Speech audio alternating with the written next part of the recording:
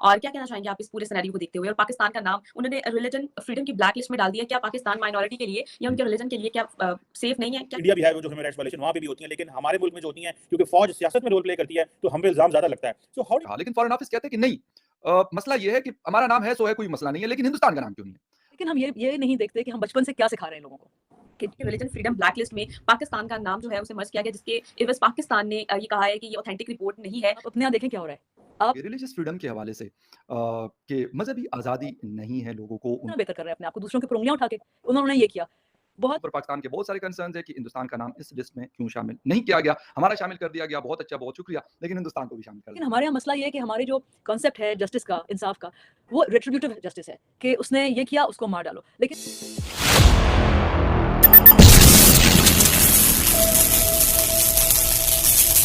Religious freedom के हवाले से कि मज़हबी आज़ादी नहीं है लोगों को उनको अपने रिलीजन के मुताबिक शायद जीने का हक उस तरह नहीं दिया जाता जिस तरह का होना चाहिए।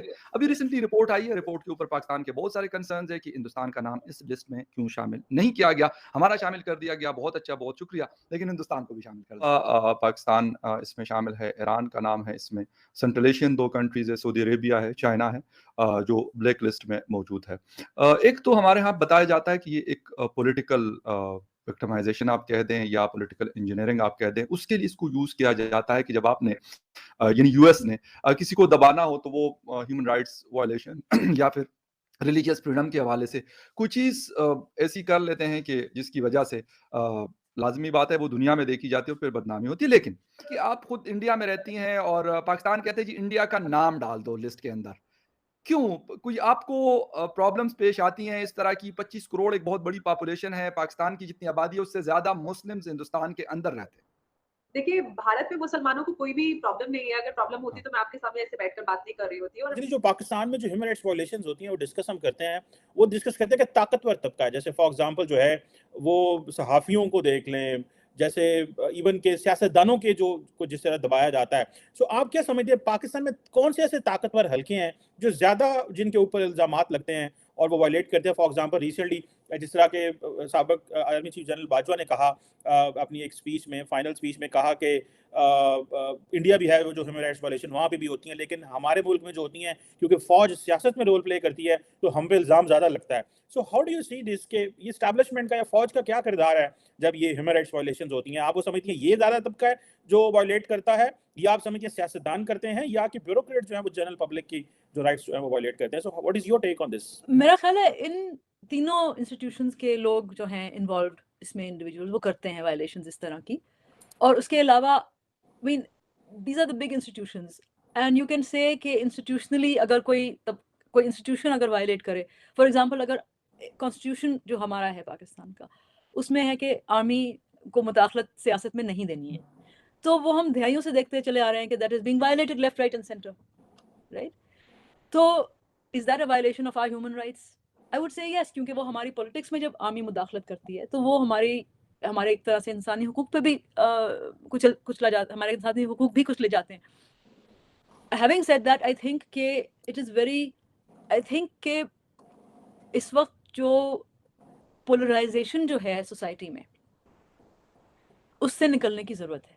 और भारत एक दुनिया की सबसे बड़ी डेमोक्रेसी है, जहाँ पर सबको बराबर के अधिकार मिले हैं और यहाँ पर किसी के भी रिलीजियस अधिकार जो रिलीजियस राइट होते हैं, उसका वायलेशन नहीं होता है। लेकिन आप जिस लिस्ट की बात कर रहे हैं, कंट्रीज़ ऑफ पर्टिकुलर कंसर्न जिसमें भारत को नहीं या रखा गया है, उसमें पाकिस्तान है, सऊदी अरेबिया है, ईरान है, रशिया है, बर्मा है और चाइना है, चाइना है। कोरिया, ऐसी बहुत सारी कंट्रीज़ हैं जिसको इस लिस्ट में रखा गया है, जिसमें ये एक नज़र बनाई के रखी जाती है कि कहाँ पर इस तरह के जो राइट्स हैं, उनके अधिकारों का, रिलीजियस राइट्स का उल्लंघन हो रहा है, वायलेशन हो रहा है। तो भारत में तो वैसे भी हम कहते हैं कि डाइवर्सिटी वाला नेशन है, जहाँ पर अलग-अलग धर्म और जाति के लोग रहते हैं और हम लोग एक-दूसरे का बराबरी से सम्मान करते हैं। और भारत में तो इनफैक्ट आपको एक बड़ा इंसिडेंट याद होगा, कुछ ही महीने पुरानी बात है, नूपुर शर्मा वाला केस। उसमें बिल्कुल। जो सब या हुआ, वो सबके सामने है, सड़कों पर सर तन से जुदा के नारे लगे, हाँ। जो कुछ भी हुआ, तो ऐसा नहीं है कि मुसलमानों पे किसी भी तरह का कोई ज़ुल्म होता है और इतनी बड़ी आबादी वाला देश है, तो थोड़े बहुत एक आध कोई केस आ जाते हैं तो उसको हम एक सेम ब्लैंकेट फॉर्मूला नहीं अप्लाई कर सकते। अगर एक कोई केस आता भी है तो वो हुँ। वो आपस में लड़ाई झगड़े बहुत सारे लोगों में होते रहते हैं। नो डाउट अबाउट इट, बिल्कुल इस तरह के डिस्प्यूट्स होते हैं, लेकिन पाकिस्तान चाहता है कि हिंदुस्तान को शामिल तफ्तीश किया जाए, वो हमारे यहाँ कहा जाता है।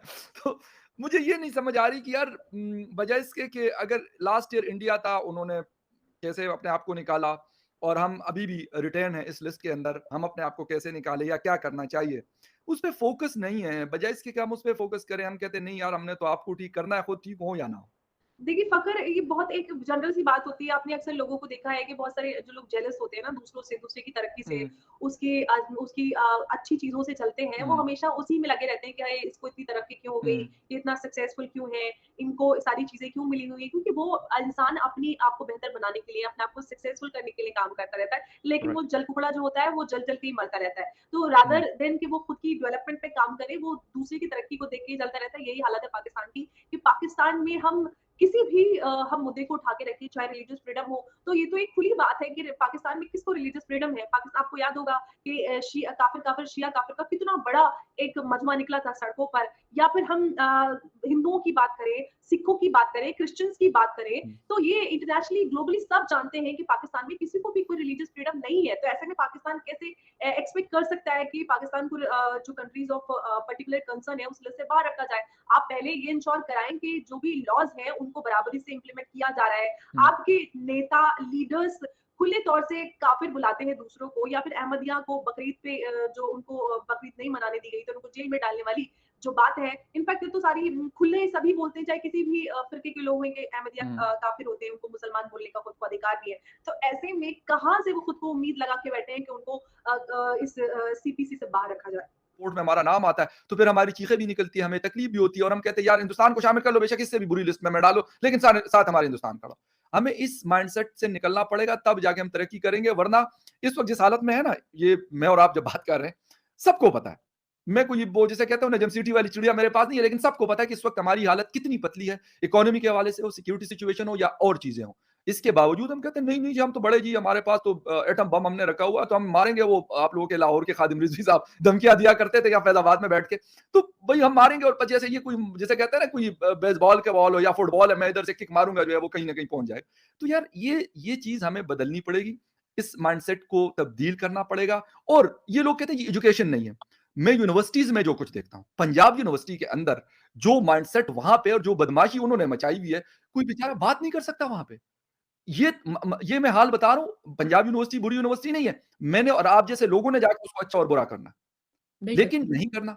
हम कहते हैं नहीं भाई, हमने तो वहां पे पता नहीं कहां कहां पे इस्लाम के झंडे गाड़ने, भाई इस्लाम के नाम पे तो बनाया था हमने पाकिस्तान 1947 में, अभी भी है। क्या हम उन चीजों को फॉलो करते हैं जो हमें हमारा रिलीजन बताता है? किसी को धोखा ना दो, किसी को हर्ट ना करो, किसी के साथ और चीटिंग ना करो, ये सारी चीजें हमें बताते हैं, हम करते हैं नहीं। नहीं जहां करते, पे मेरा फायदा है वहां पे मेरा रिलीजन बहुत अच्छा है, जहाँ पे बिल्कुल। मेरा फ़ायदा नहीं है, वहाँ पे मैं झूठ भी जायज़ है, मुनाफ़िकत भी जायज़ है, 2 नंबरी भी जायज़ है, चीज़ों में मिलावट भी जायज़ है, वो सब जायज़ है। क्योंकि मैं कर रहा हूँ भई, मुझे उसके मेरे जेब में उससे 10 की बजाय ₹20 आएँगे। तो मुझे ये चीज़ ज़्यादा अट्रैक्ट करती है, और इस तरह नहीं होता।